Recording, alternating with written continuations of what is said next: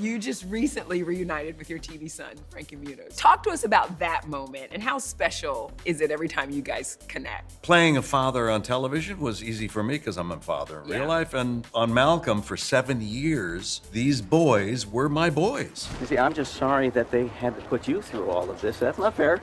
And I fully intend to pay for... Oh! Hi, Kevin! Get to the car!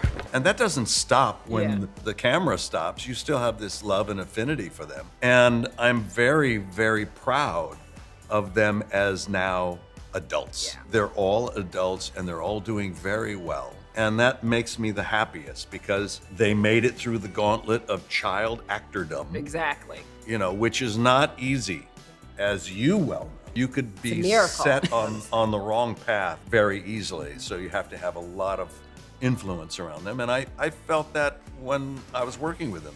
That's my job too, is to talk to them, you know, about how to grow up, how to behave, how to be respectful, and especially to appreciate the moment they're in. Yeah. It's hard for kids to really be able to understand that.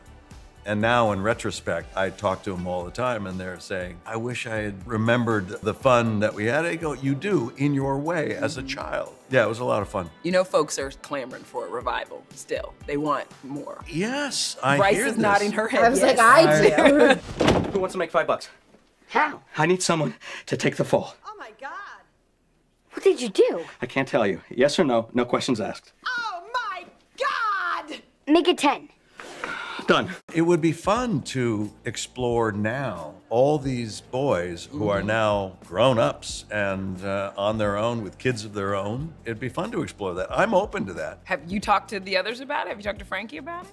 Damn, Here comes the spy again. I'm gonna lock it down again right now. Yeah, there's been some conversation, but nothing definitive. You, of course, have played everything and we've loved everything. And now Better Call Saul has come to an end. How does it feel to see another chapter of Breaking Bad come to an end? And have you spoken with Bob at all? We see each other occasionally and bump into each other. It's always a good mix. But everything should come to an end. You know, I mean, everything's cyclical. Yeah. Our lives are cyclical. The seasons, trees, everything.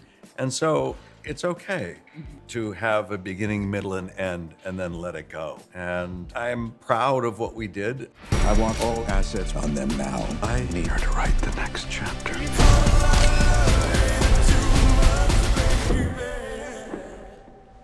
God, I hate that cat. I loved, Bryce, that you joked that you actually are much like Elly Conway. Yes, yes. No, definitely. And why? I mean, I think it's because Elly is so much like my mom. My mom is a novelist, an introvert, a cat lover. She heavily researches her books.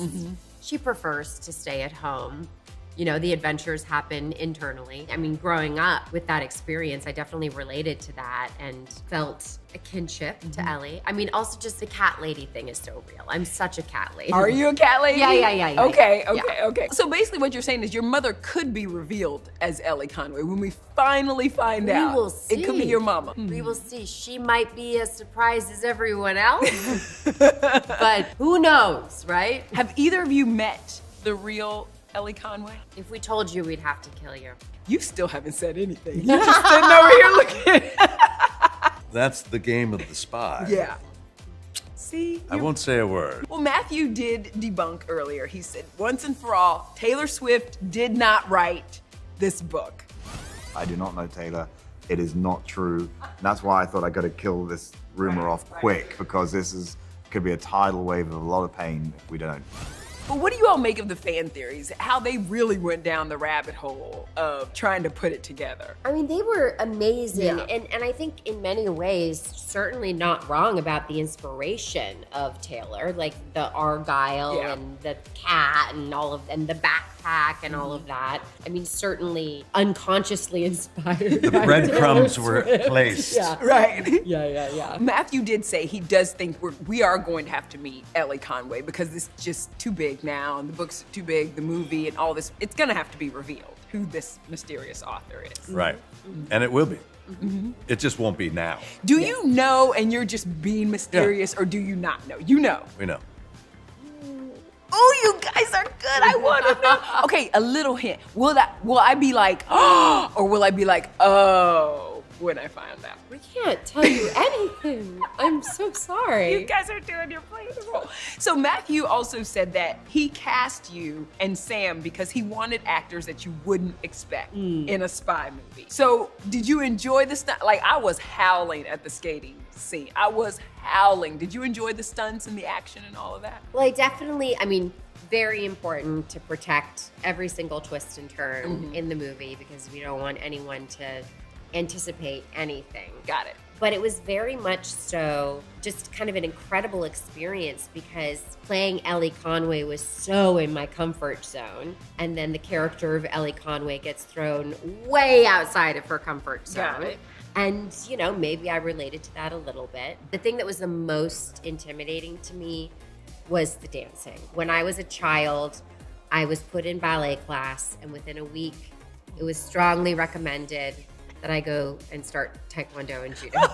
And then that became my passion, and I ended up actually assisting my sensei and teaching and so you were better. That. Okay, well, then he didn't cast against type. Well, he just didn't know. Did he know that, though? Exactly. Maybe he didn't know that. You are a spy. She's a lethal weapon. Isn't just she, though? As herself. But the dancing, I was like all in my head about that. Like, oh my God, how am I gonna do this? And it's Sam Rockwell, who's one of the best dancers in the world. He is a pretty good, he's got a bit of a groove. Oh, he does. He does. And then he also was very, very, very refined in his training because he had just finished playing Bob Fosse. I mean, he was awesome and set me up with so many of the incredible trainers that he had worked with for Fosse. And Did you take dance lessons from these people? Yeah. Oh, yeah, with Sam.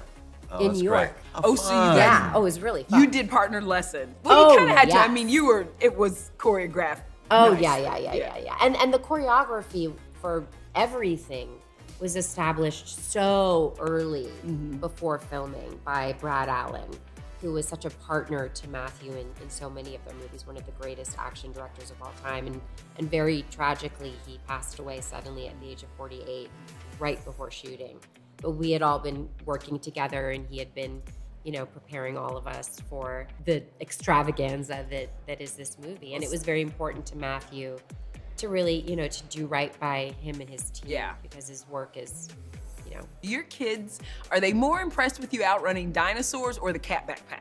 They just want that cat back. Yeah. Say that 3 times really fast. Yeah. They want that cat back.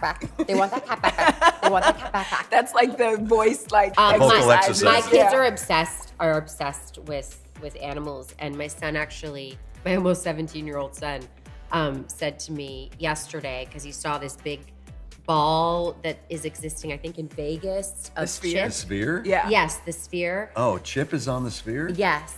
And Unbelievable. We're not on the sphere. Chip is on the That sphere. cat is going to be a demon. that cat. it makes so much sense. And my son was like, if you weren't a part of this movie, Mom, that is what is getting me to the theater. Like seeing Chip.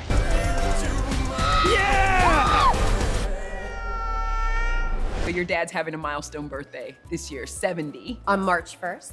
Yes. Also a Pisces. Also a Pisces. Oh, Well, those we're Pisces. Pisces here. Let me tell y'all. Oh, you really? Pisces. You've had bad experiences No, with you're Pisces? easy to love, but you're frustrating too at times. You're very easy to love. Oh, really?